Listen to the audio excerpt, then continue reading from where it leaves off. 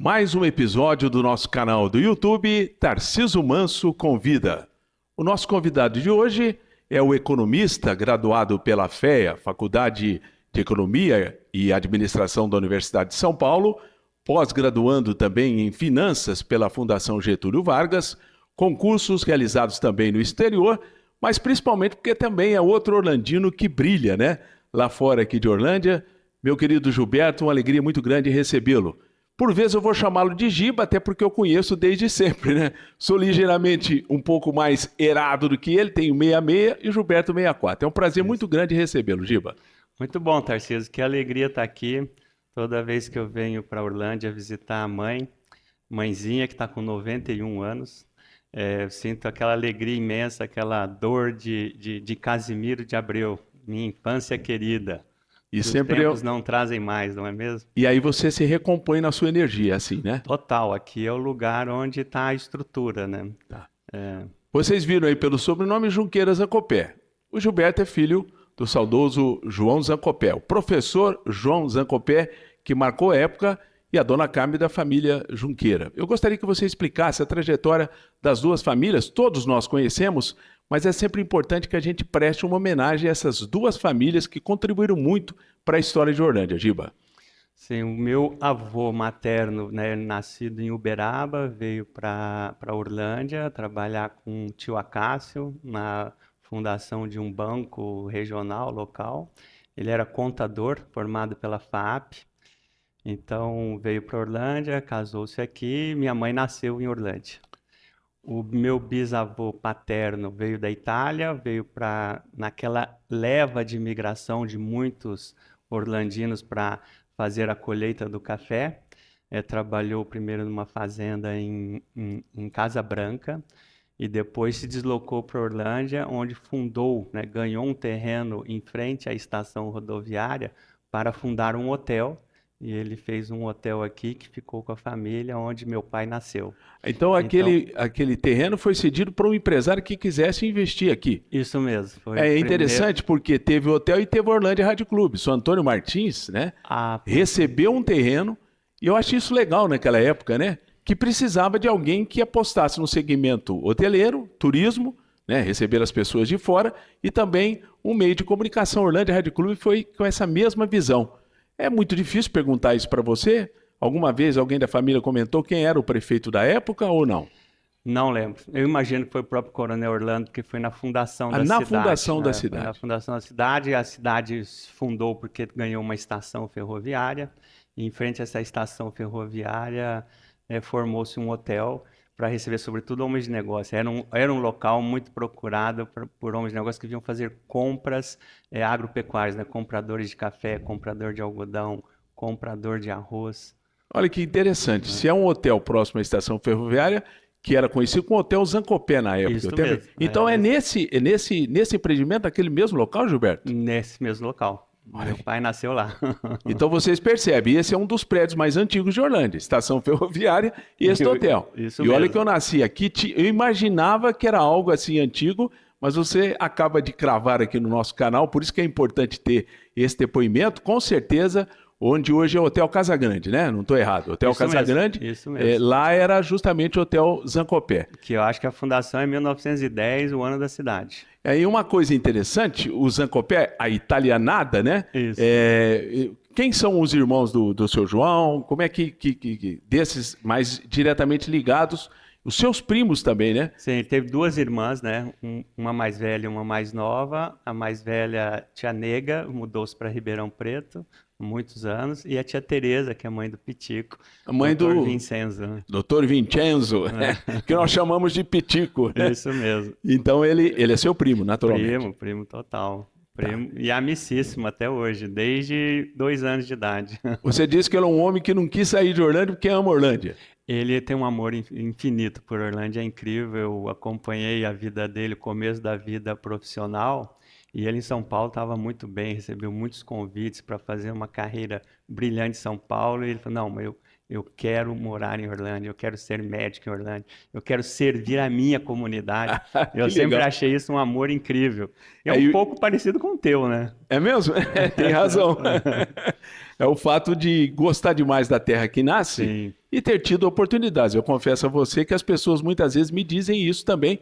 A exemplo do Pitico, que é um exemplo muito bem lembrado, doutor Vincenzo, né? O Pitico que a gente fala é um médico hoje bastante conceituado e já trouxe um Anielo para seguir, né? Que é o filho dele, Tá no aí, mesmo no segmento. mesmo segmento, dando muito valor à comunidade. São pessoas muito apaixonadas pela comunidade, que sempre receberam muito apoio da comunidade, né? E é muito bom você crescer, viver e amadurecer na sua comunidade, onde você tem amparo amoroso e psicológico, né? Eu entendo muito bem isso.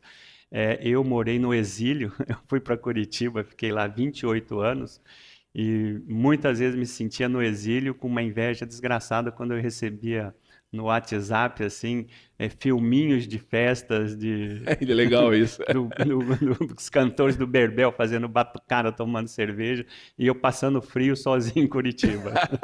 Agora, é claro, você tem dois irmãos e tinha um outro, o Márcio, né? Sim, Explica quem são os irmãos, todo mundo conhece, mas é bom sim. você relembrar. Sim, eu tenho uma irmã mais velha, Gisela Zancopé, que mora em Orlândia, né, casada com o Dr. Joel Delibo, é médico aqui em Orlândia. Pois eu sou o segundo da família. Uma irmã mais nova que se casou, mudou-se para São Paulo, vive em São Paulo, é Cristiana. E eu tive um irmão, Márcio, que era excepcional, né? Ele tinha uma deficiência mental que morreu aos 30 anos. 30 anos de É. idade. Tá. Bom, vamos falar da sua vida estudantil. Natural, né? Você deve ter frequentado aquele mesmo espaço. Somos contemporâneos. Onde é que foi o primário, o ginasial? Me conte essa sua vida aqui por Orlândia no início da sua carreira estudantil. Eu tive uma infância plena. Naquela época a gente podia ter aquela infância plena de pegar a bicicleta de manhã, voltar ao meio-dia, almoçar, sair de novo, voltar final do dia, né, nas férias, né? Em que a gente podia aprender a nadar no corguinho, roubar manga na Boa Vista, pular o muro do vizinho para chupar jabuticaba. Eu tive uma infância totalmente plena, muito realizada, muito feliz.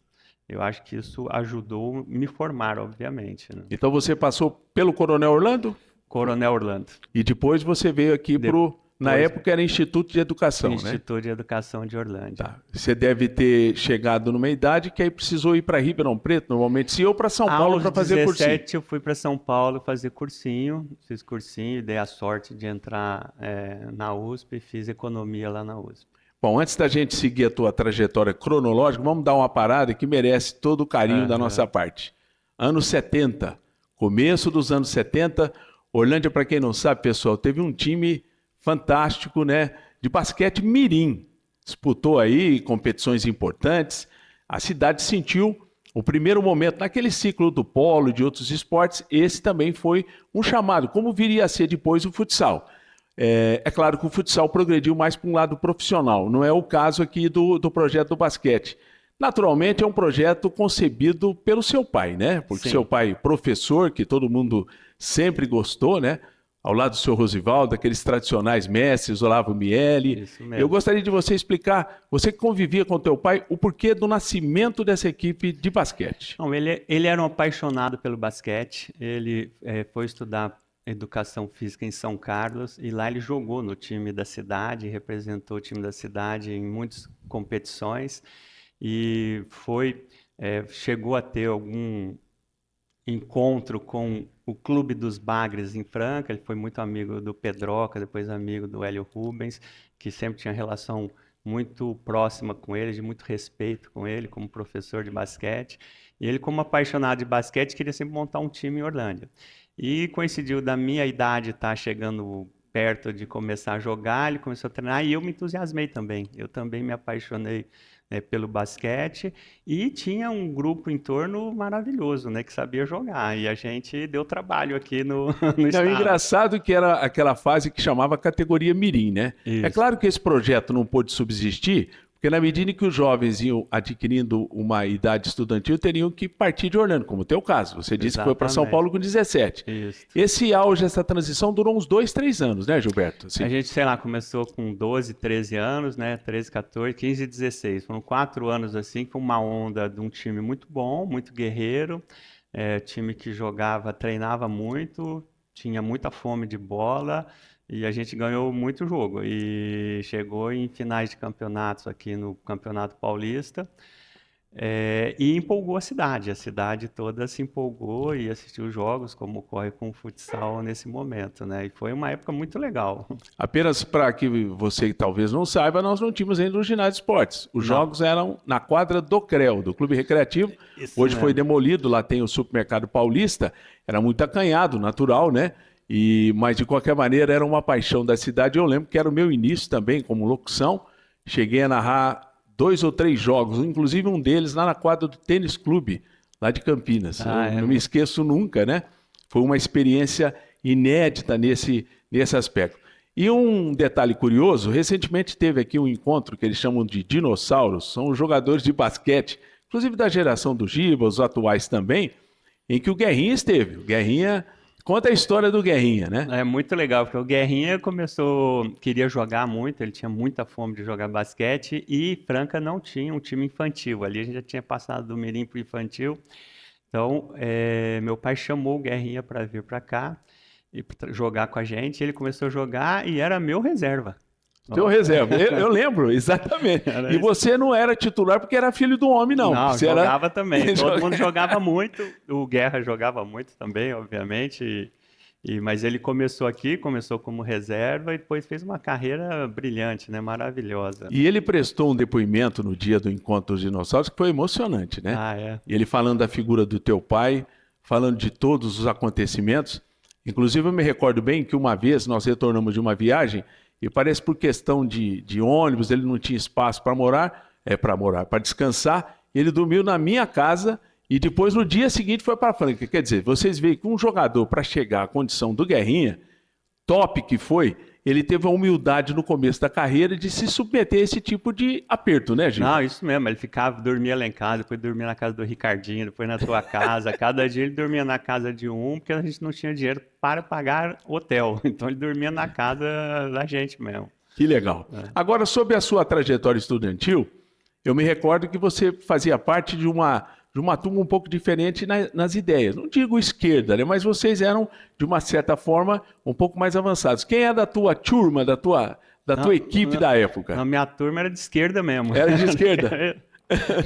Fui um dos fundadores do PT, então eu fui para a universidade na década de 80, e o ambiente era um ambiente de esquerda. E, obviamente, eu entrei nesse ambiente e tive uma formação, tive professor de esquerda, me debrucei sobre esses autores marxistas e fui de esquerda. Agora, aqui em Orlândia, quem eram os seus companheiros mais ligados? O Eugênio... Aqui era o Eugênio, o Carluxo e o Jovito, basicamente esses três aqui, né, que estavam ligados a essas ideias. Aliás, a nossa homenagem ao Carluxo, né, que nos deixou tão recentemente. Era um companheiro e realmente, na época, uma pessoa que gostava também de cultura, de música, tinha as posições políticas e, naturalmente, sempre foi para todos nós também um exemplo, um modelo, né, Foi, Gilberto? ele era super irreverente, super alegre. Eu morei com ele quando eu fui para São Paulo, entrei na escola, ele foi fazer residência lá e nós montamos uma república, morávamos nós 4 juntos, né? Numa república em Pinheiros, e ele era divertidíssimo, né? Ele acordava cantando, tinha ódio, ele queria jogar o sapato na cabeça dele. Aquele bom dia! Com bom humor. Porque tem gente que é assim, né? Tem gente assim. E tem gente que é humorada ao despertar. Bom, agora você chegou na Universidade de São Paulo, na USP. Você optou pela Faculdade de Economia e Administração, a FEA. Como é que foi a sua convivência estudantil?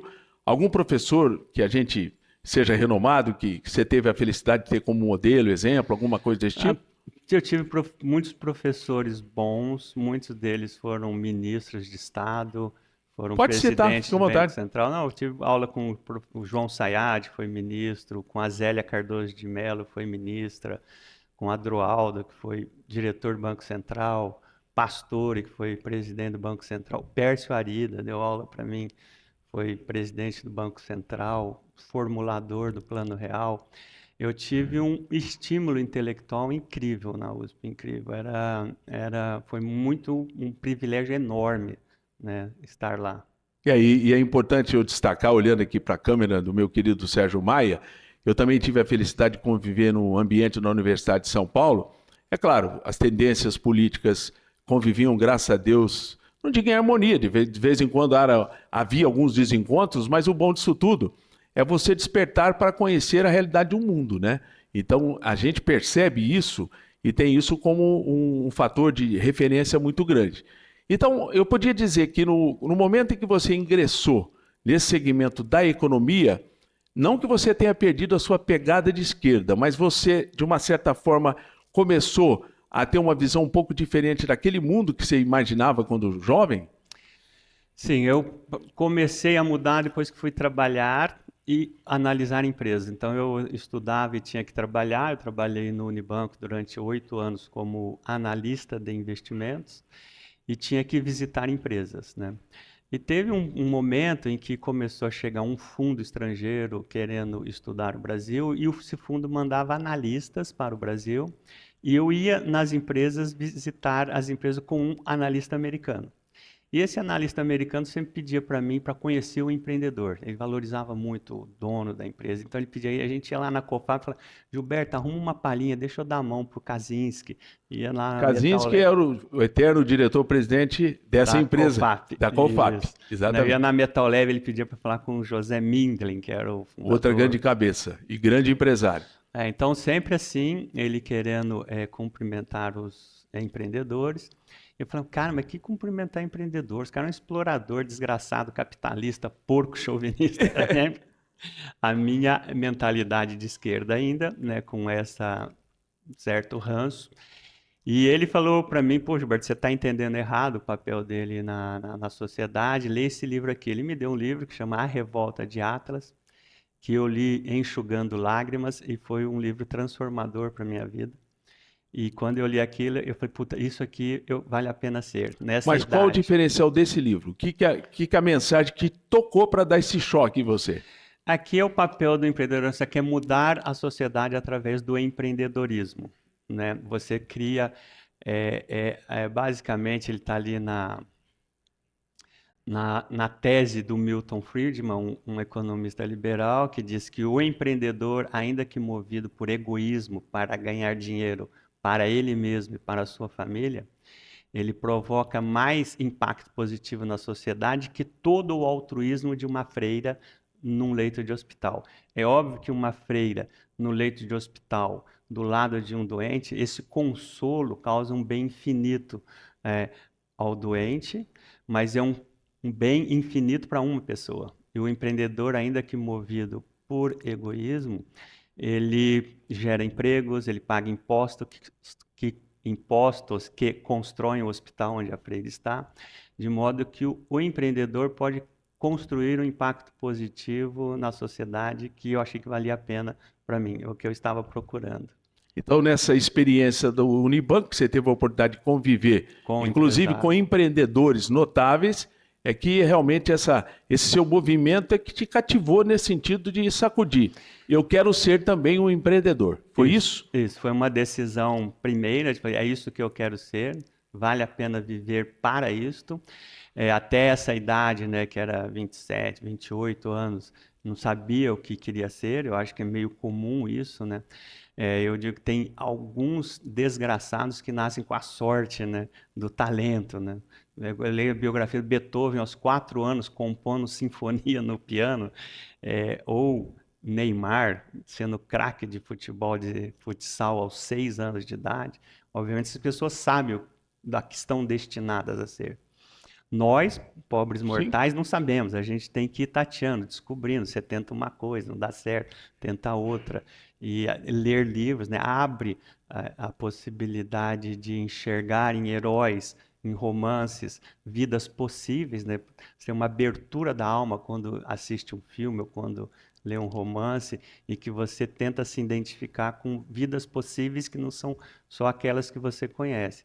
E eu fui impactado por um analista americano e pelo livro que ele indicou eu ler. Agora, então eu posso dizer, a partir desse momento, terminou seu ciclo no Unibanco, o Giba, que trabalhava no Unibanco, passou a pensar em ser um empreendedor. Isso mesmo. E você partiu para Curitiba. Isso mesmo. E aí você foi atrás da realização disso. Qual foi a primeira empresa? Porque é uma técnica de economistas, e essas pessoas que têm esse faro, né? Esse feeling para entender as coisas, é geralmente pegar uma empresa que está meio derrubadinha e mexe com um produto que é viável, chega lá e bota um up nela, dá um gás nela. É isso? Foi exatamente isso daqui. Eu peguei uma empresa que estava desistindo do Brasil, indo embora do Brasil, que estava uma venda num preço barato, mas era uma empresa em desordem. Então, uma empresa em desordem, e eu tentei colocar essa empresa em ordem e, obviamente, tomei uns caldos, sofri, arregacei as mangas, suei a camisa, etc, etc. Essa empresa é Montana. Essa empresa é Montana, que eu peguei uma empresa muito pequena, faturava 4 milhões de reais ano. Eu levei até 300 milhões de reais quando eu vendi. Aí eu achei que tinha que vender a empresa e vendi a empresa em 2014. Que tipo de atividade que ela tinha? Fazia basicamente pulverizador para a agricultura. Era máquinas agrícolas para a agricultura. Estando no Paraná, tudo de bom, né? Porque é um segmento do agronegócio também, né? O Paraná era um clientaço, mas no final era o Mato Grosso o principal. Porque aí os gaúchos foram tudo para lá e começaram a abrir essa parte do país. Inclusive, durante esse período que você teve uma experiência de liderança classista, que você foi presidente de uma entidade, ou foi um pouco mais para frente? Não, foi exatamente aí. Eu participava, então, de uma associação de classe dos fabricantes de máquinas agrícolas, e eu cheguei a ser presidente da associação, da Câmara de Máquinas Agrícolas, vinculada à ABIMAC. Então, tinha a ABIMAC, a Associação de todos os fabricantes de máquinas do Brasil, e na divisão de agricultura era o presidente, participava da diretoria como presidente da Câmara de Máquinas Agrícolas. Vocês têm um escritório, provavelmente, em alguma cidade aqui do Sul, e lá em Brasília também? Tinha alguma unidade? Tem uma unidade no Jabaquara, em São Paulo, uma sede bem grande da ABIMAC em São Paulo, e tem funcionários da ABIMAC em Brasília. Durante esse seu tempo de presidente, quem era o presidente do Brasil? Era Lula. O Lula. E vocês... Lula depois Dilma. Fiquei 4 anos, peguei um pedaço do Lula, um pedaço de Dilma. Tá, e foi gratificante isso, porque de qualquer maneira desenvolve um lado também, já que você é empreendedor, de sentir a relação do empreendedor com o governo de plantão, né? Quem estiver. Sim, o papel do empreendedor é ajudar o governo de plantão a fazer política pública boa. Para a agricultura, o Lula e a Dilma fizeram políticas públicas boas para o setor. O setor prosperou com Lula, prosperou com Dilma.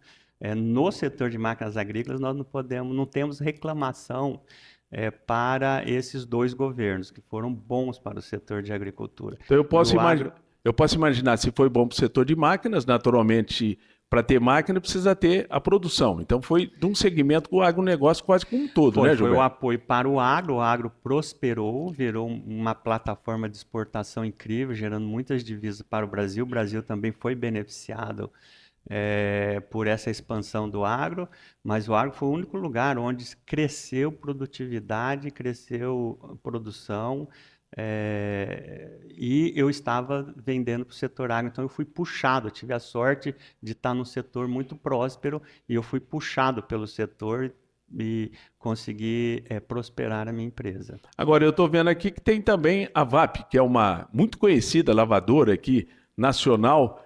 Você comprou, você fundou, foi ao mesmo tempo que você estava na Montana? Como é que foi? Conta para nós em termos de ano, para a gente ter uma referência. Foi em 2006 que eu comprei a VAP. A VAP era uma empresa originalmente alemã. Ela veio para o Brasil em sociedade com Sérgio Prosdóximo, que é um empreendedor curitibano, muito famoso conhecido. Em Curitiba, tinha a marca Prosdóximo. Em 2002 ou 2003, ele resolveu vender para a Electrolux, a empresa dele de geladeiras. A Electrolux comprou, aí ele ligou para o sócio alemão dele e falou, estou vendendo aqui. E o alemão falou, não, eu também estou vendendo a VAP aqui na Alemanha, eu não quero não, eu não posso comprar de você. E um não quis comprar do outro, e eles resolveram fazer um management buyout, que é financiar o executivo para comprar as ações.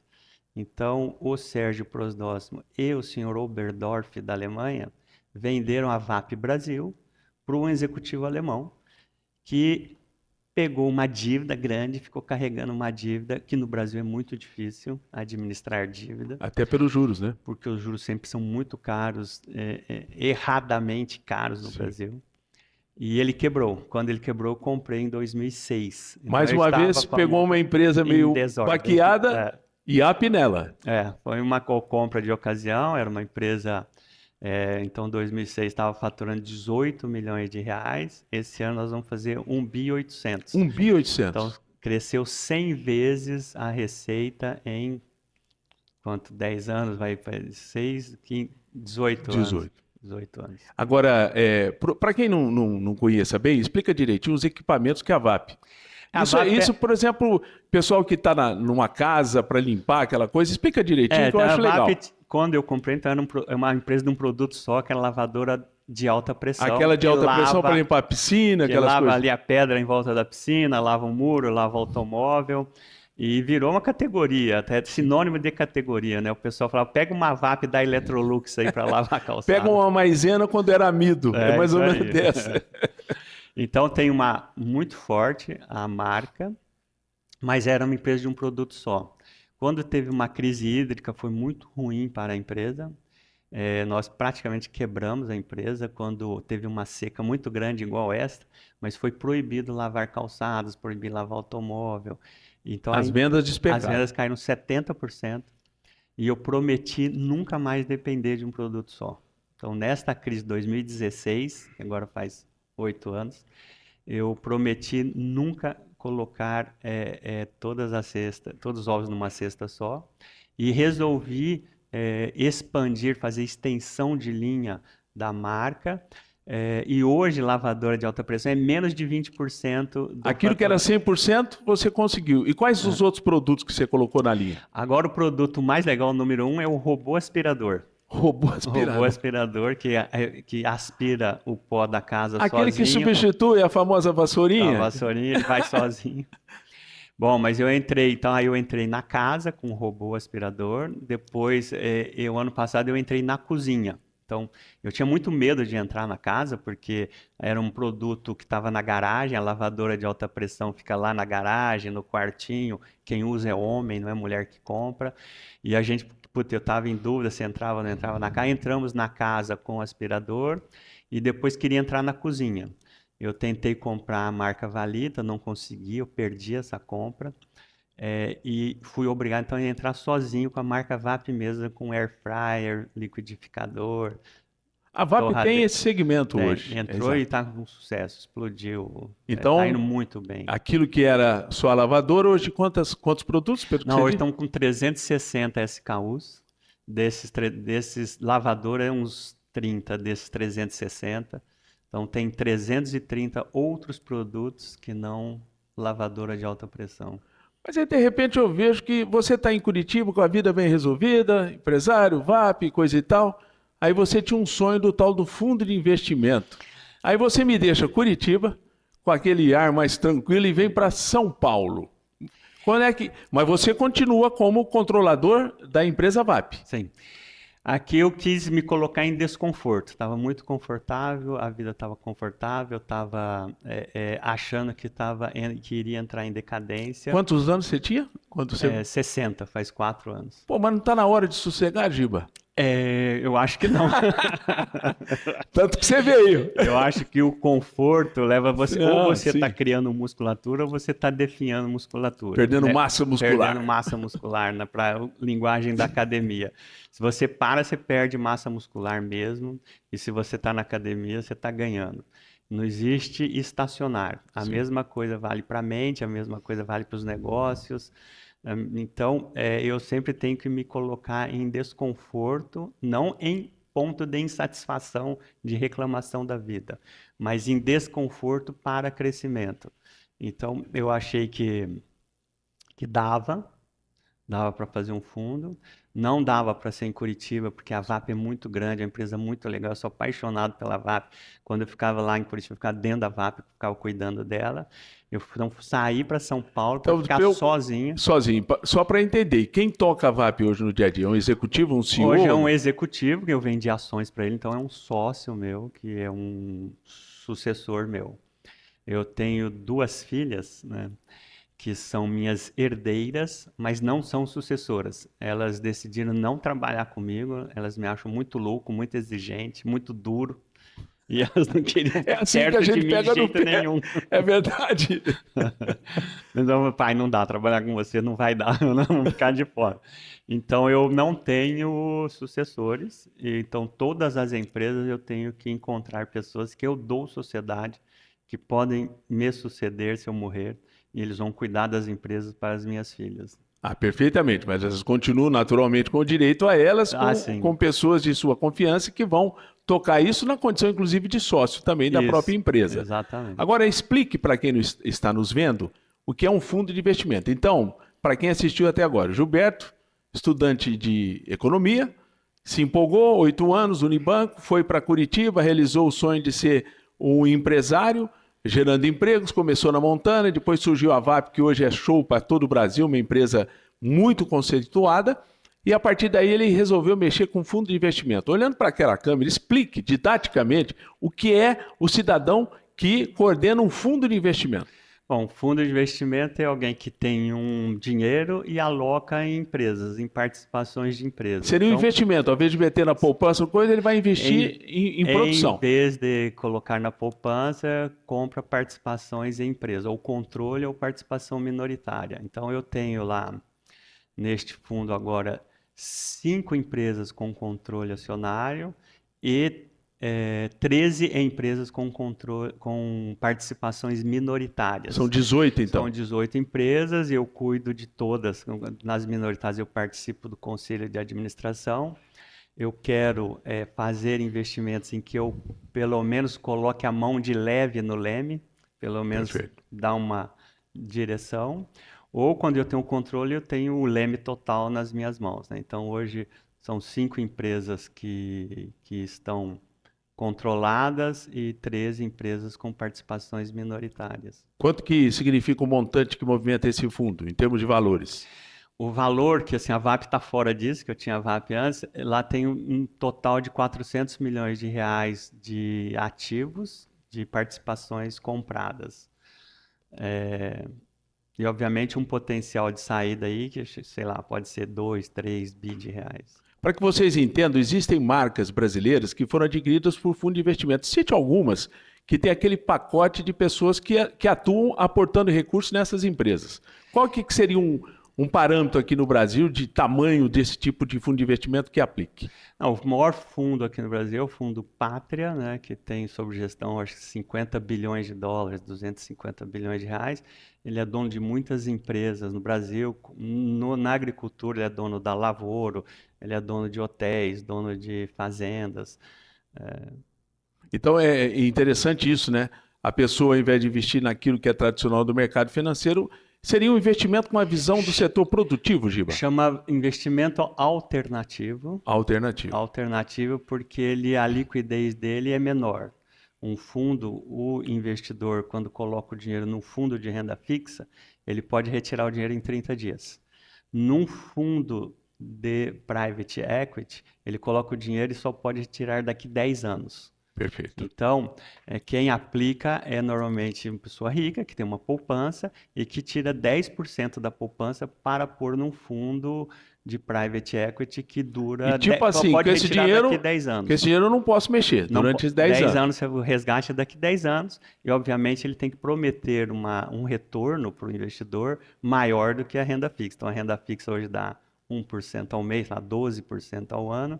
Estes fundos normalmente têm retornado 25% a 35% ao ano para o investidor, mas é um fundo em que o investidor, né, quem tem poupança, não deveria colocar mais do que 10% da sua poupança num fundo que você só pode resgatar daqui 10 anos. Esse é o fundo clássico, não é o meu, porque eu não capto dinheiro de terceiros, eu só faço investimento de recurso proprietário. Perfeito. Agora, houve tempo até para você escrever livro também, né? Eu vi que você tem 3 livros. Quais são? Aí foram os livros que eu escrevi, foram onde eu estava mergulhado no momento. Então, eu escrevi quando estava no Unibanco, escrevi sobre bolsa de de valores. Biografia Não biografia profissional, ou uma biografia. leitura profissional do seu momento, profissional. E quais são os livros? Então, um é o que é Bolsa de Valores, editado pela Brasiliense. Quando eu estava começando no mercado financeiro, eu me dediquei a entender o assunto, escrevi. Quando eu estava na Montana, no agro, né, o que me chamou a atenção foi ir para o Mato Grosso e só encontrar gaúcho plantando soja. Não Acabei tem de nenhum falar. mato-grossense. É verdade. Você vai no Piauí, não tem piauiense plantando soja, é gaúcho. Você vai na Bahia, não tem baiano plantando soja, é gaúcho. Então, em muitos lugares, os gaúchos são eles que estão plantando soja. E é um tipo de gente diferente do nosso. Isso que eu comecei a perceber, porque o meu bisavô veio para São Paulo colher café, em substituição à mão de obra escrava. Ele era chamado de colono porque morava numa colônia, né, e tinha 2 hectares para plantar arroz, mas ele estava perto da Casa Grande e perto do estado. O gaúcho, quando o mesmo navio, tá, que parou aqui, desceu uma Uma turma de italianada grande. italianada aqui, e tem uma italianada que foi da mesma cidade. Mas lá no Rio Grande do Sul ele ganhou uma colônia era 10 alqueires, ou 24 hectares. Ganhou 10 alqueires e um machado, ponto. Não tinha Casa Grande nem o estado perto. O Rio Grande estava lá longe, longe de Verdade. tudo.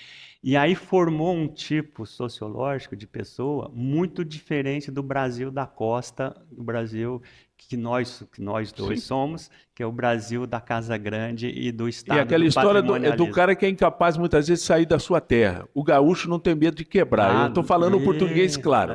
Eles são É o audaciosos. self-made man, Isso. né? Ele se fez com o próprio esforço, né? Com o suor do próprio rosto, sem o amparo de uma casa grande, sem o amparo do Estado. Então, ele é muito mais um tipo americano. Então, eu percebi que, sociologicamente, ele está fora da sociologia brasileira, que é uma sociologia de esquerda, né? E que fala do Brasil da costa, da casa grande senzala, fala do homem cordial e do patrimonialismo, que é se apropriar do Estado. Esse cara não tem nada a ver com isso. Então, ele é um conflito, ele não fala com a costa. O gaúcho, então, esse eu acho que é uma base hoje do Bolsonaro, é uma base eleitoral dele que não consegue conversar com o Brasil da costa, que é o Brasil patrimonialista, Sim. que gosta de serviço público. E esse livro, então, quando você refletiu, isso foi quando você teve um Quando eu contato estava direto dentro com a da agricultura. Montana, visitando o interior e chocado de encontrar um Brasil que não existia na minha cabeça. E aí ninguém nunca tinha escrito sobre isso. E eu resolvi, então, falar um pouco da história E o terceiro dos heróis do agro, que são os gaúchos, que eram meus clientes. O terceiro que eu... homenagem aos meus homenagem a clientes. todos eles. E a sequência, eu imagino que seja o seu momento atual.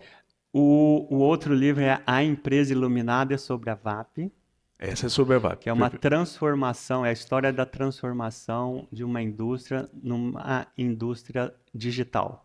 A VAP hoje é uma indústria digital. O que é uma indústria digital? Ela vende, 80% das vendas dela é pelo canal online, no e-commerce. Então, é uma empresa que se transformou numa digital, né, que faz venda pelo digital, pelo canal eletrônico, e de uma empresa que era super tradicional, que vendia offline, 100% offline, num produto só. Agora são muitos produtos e todo ele concentrado no digital. E aí, então chama Empresa Iluminada o livro, porque é uma empresa iluminada pelos dados, é uma empresa data-driven, é uma empresa guiada pelo cliente. Tá. E no encerramento praticamente do programa, nós não podemos esquecer da sua esposa. E das suas filhas e dos netos. Senão depois a patroa vai te cobrar isso. Você sabe que esse ano eu faço 40 anos de casado. 40 anos? Um casamento muito feliz, próspero, né? Eu tive 2 filhas, tenho 5 netos e uma cesta encomendada. Todos com nomes de santos. Todos santos. Lembra de todos? Lembro. Então vamos lá, o teste pro vovô. Antônio, Pedro, João, Bento, Rita e Cecília. Que legal. 6 e a sua esposa é de origem inglesa ou de família inglesa? Ela é de família inglesa, né? O avô fugiu da Inglaterra, ele participou da Primeira Guerra Mundial, foi um sobrevivente das trincheiras, viu muitos amigos morrer ao lado dele. E ele saiu traumatizado da Primeira Guerra e decidiu ir o mais longe possível, porque ele sabia que haveria outra guerra lá. Ele falou, eu não quero passar por isso de novo, eu e meus descendentes vão ficar fora disso. E você conheceu... Ele então arrumou um emprego na British American Tobacco, da Souza Cruz de da cigarro. Souza Cruz. E ele veio para o Brasil pela Souza Cruz, que é uma empresa inglesa, e nunca mais voltou. E a sua esposa você conheceu na cidade universitária, que é o campus da USP, lá em São Paulo, Isso, aí ela estudava história lá na USP também, e a gente se encontrou na lanchonete ali, ficou paquerando e tal, e fomos embora. Rolou. Deu liga. Como rola há 40 anos. Há 40 anos. Agora, Gilberto, 2 perguntas finais. A primeira, a situação da economia do Brasil. Você é um otimista? Qual a sua análise realista? Você que conviveu pela esquerda, transitou pelo centro, hoje é uma pessoa que pode dizer se estamos no rumo certo. O cenário macroeconômico não está bom, né? Mas eu nunca me pego muito sobre isso, porque assim, o que define a vida é micro, não é macro, né? Tem uma entrevista do Michel Klein, que não é um superhero para nós, mas eu gosto muito porque a jornalista pergunta para ele: Michel, na década perdida, na década de 80, né, que quando a gente se formou, foi uma década perdida por causa da hiperinflação, você construiu um império no Brasil. Você tinha um segredo? Eu falei, claro que eu tinha. Qual era? Eu proibi todos os meus diretores de ler os jornais. Então, para não ficar pessimista. Azar o macro, não interessa o macro. Abaixa a cabeça e faz o micro, o que define é o micro. É claro, assim, você tá com o vai pôr o barquinho no mar, o big picture, né, o pano de fundo, você precisa saber onde está o vento, onde está a correnteza, mas quem dirige a tua vida, a tua empresa é você que dá o norte e você arregaça as mangas e sua camisa. É mais importante a atitude, né, individual do que o macro. No geral, então eu não me importo muito com o macro, mas nesse momento o macro não está legal. O macro está com uma percepção muito ruim. Até por fatores externos também, né? Uma conjuntura complicada. Tem uma conjuntura ruim, tem guerra no mundo, tem juros altos nos Estados Unidos. Quando ele diz, pessoal, fatores macros, são aqueles fatores que envolvem um campo maior de análise, né? Até para a gente facilitar isso. E a sua pegada, desde o começo, é de ser empreendedor. Olha para essa câmera aí, eu tenho certeza que tantas pessoas hoje são microempreendedores, mas são empreendedores, gostariam de ouvir algum tipo de referência, conselho não, mas alguma dica, vamos falar de uma maneira mais solta aqui para eles. Eu gostaria que você prestasse atenção na sua atitude. Eu acho que a atitude é mais importante do que a inteligência, a atitude é mais importante do que a aparência, a atitude é mais importante do que com quem você se relaciona, porque a vida sempre traz um pouco de azar e um pouco de sorte. Todo mundo leva um pouco de porrada na vida, todo mundo tem um pouco de sorte, não importa, então, assim, uma frase bem clássica, né? Não importa o que a vida faz com você, mas o que você faz com o que a vida fez com você. E o que vai definir isso é a tua atitude. Se você for vitimista, você fica lá embaixo. Então, é claro que se você for atropelado e ir para uma cadeira de rodas, você não tem a liberdade de sair andando da cadeira de rodas. Mas você tem a liberdade de fazer o que quiser com o que te aconteceu. Você pode ser um bom pai, um bom marido, um bom filho, um bom líder empresarial, um bom professor, um bom motivador, usar aquilo para o bem e transformar. Então, a atitude sobre aquilo que acontece com você é muito mais importante do que o que acontece com você. Todo mundo tem uma dose de azar e uma dose de sorte. As duas coisas, o que você faz com a sorte, o que você faz com o azar, é o que vai definir você. Então, preste atenção na tua atitude, tenha coragem e siga em frente com otimismo. Tá certo? Você que é empreendedor, ouviu direito? Gilberto, Giba, meu amigo, alegria muito grande. Prazer falar com você. Recebê-lo aqui. Eu tenho certeza que todo mundo que te acompanhou gostou, até porque foi um papo diferente, né? Falamos de economia de uma maneira sutil e, é claro, para que as pessoas também utilizem. A sua trajetória, ela é muito bonita por isso, né? O começo na esquerda, vai para o centro, entende bem o mundo, se adequa à realidade do mundo, é uma pessoa que tem uma história de vida brilhante e com certeza você que hoje não vive mais em Orlândia, mas sempre está aqui para dar uma reoxigenada, com certeza tem o respeito de todos nós. Tá aí, portanto, pessoal, mais um episódio do nosso canal do YouTube, Tarcísio Manso Convida. Tenho certeza que você gostou.